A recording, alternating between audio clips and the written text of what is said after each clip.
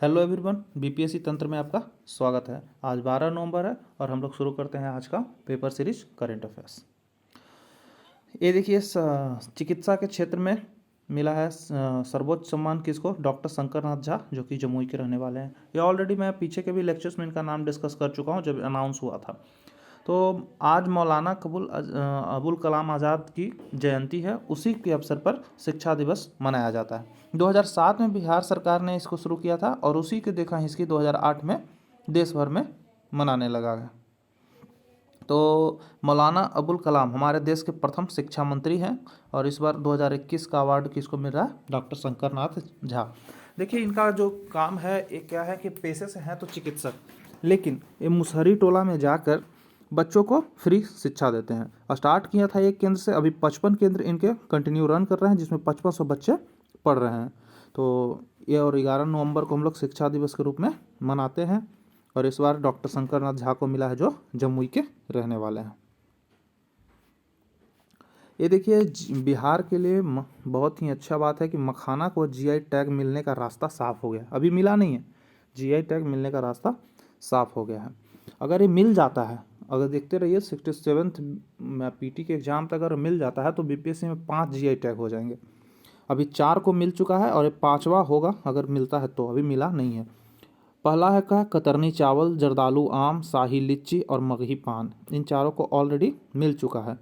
4 हैं जिनको मिल चुका है, 5वां ये मिल सकता है।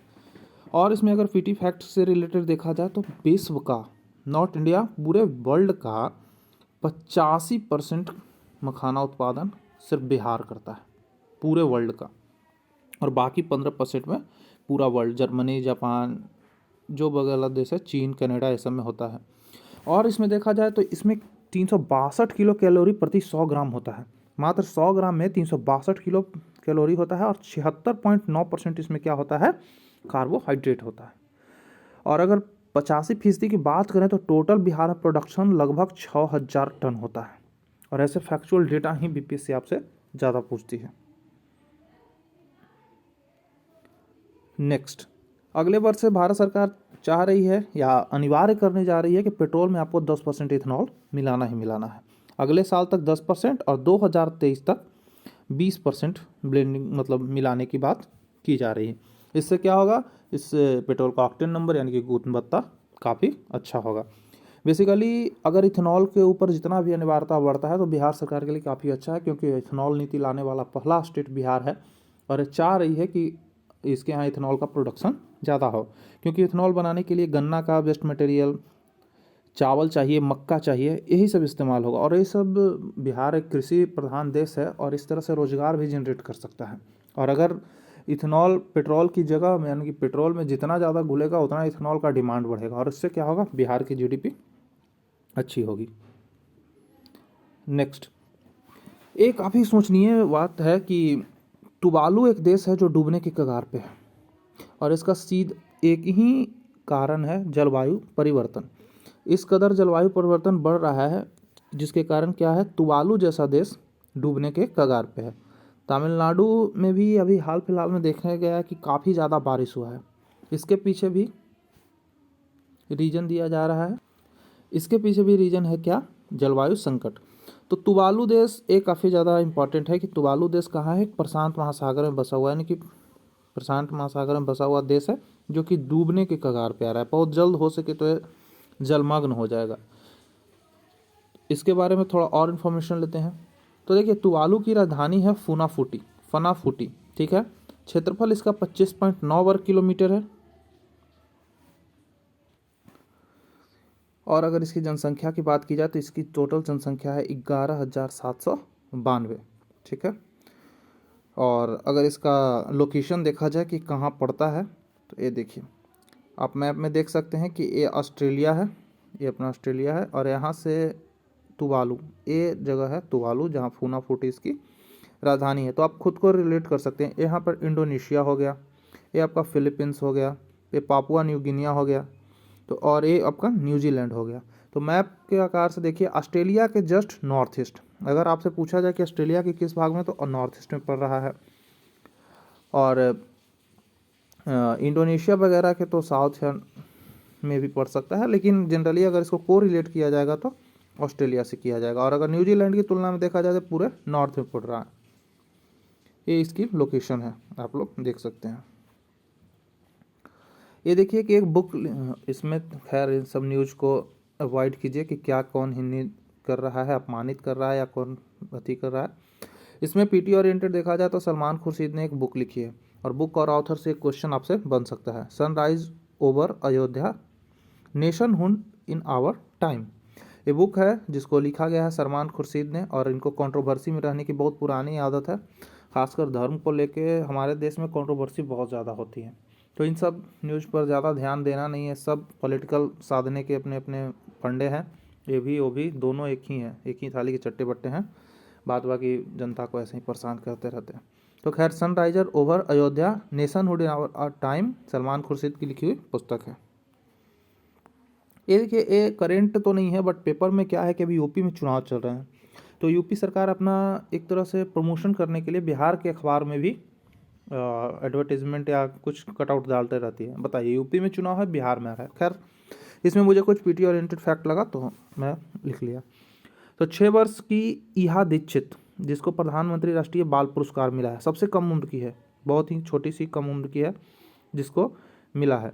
और इसने ग्रीन ईहा स्माइल क्लब बनाया है, और ये क्या है कि अपने आप को थोड़ा सा इंस्पायर करके नींबू उम्बू लगा रही थी, पेड़ वगैरह लगाई है। तो सबसे कम उम्र में प्रधानमंत्री राष्ट्रीय बाल पुरस्कार पाने वाली कौन है?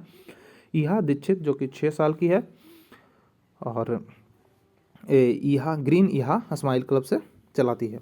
ये देखिए, यूपी का पहला आरोग्य वन, एक आरोग्य वन बनाया गया है यूपी में, एक गोरखपुर में है, गोरखपुर के विनोद वन में 1000 वर्ग।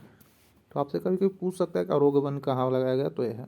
और हर गांव में स्मृति वाटिका, देखिए कोरोना के देहांत के चलते जो है हर गांव में स्मृति वाटिका, ऐसा ही कुछ पहल उड़ीसा गवर्नमेंट भी कर चुकी है, पहले हम देख चुके हैं उसको, और ये अभी है। इसी के साथ एक गंगा हरितिमा अभियान, ये कौन गवर्नमेंट चला रही है? यूपी गवर्नमेंट चला रही है, जिसमें 9 करोड़ पौधों का रोपण किया जाएगा, गंगा हरितिमा अभियान। ये देखिए, योगासन चैंपियन उड़ीसा में शुरू हो गया है, योगासन चैंपियनशिप। इससे और ज़्यादा कुछ पूछेगा नहीं। योगासन चैंपियनशिप, योग क्या है कि भारत ही है जो इसका फाउंडर है। योग दिवस या योग को एक तरह से कहा जाता है कि भारत में शुरू हुआ, तो योगासन चैंपियनशिप उड़ीसा में शुरू हुआ। ये देखिए, Bhagat best para badminton player of the year, best para badminton of the year किसको मिला है? प्रमोद भगत को। ये टोक्यो पैरालंपिक में गोल्ड मेडल ऑलरेडी जीत चुके हैं, और इस बात इनको best para badminton player of the year का अवार्ड मिला है, तो ये काफ़ी इंपॉर्टेंट है।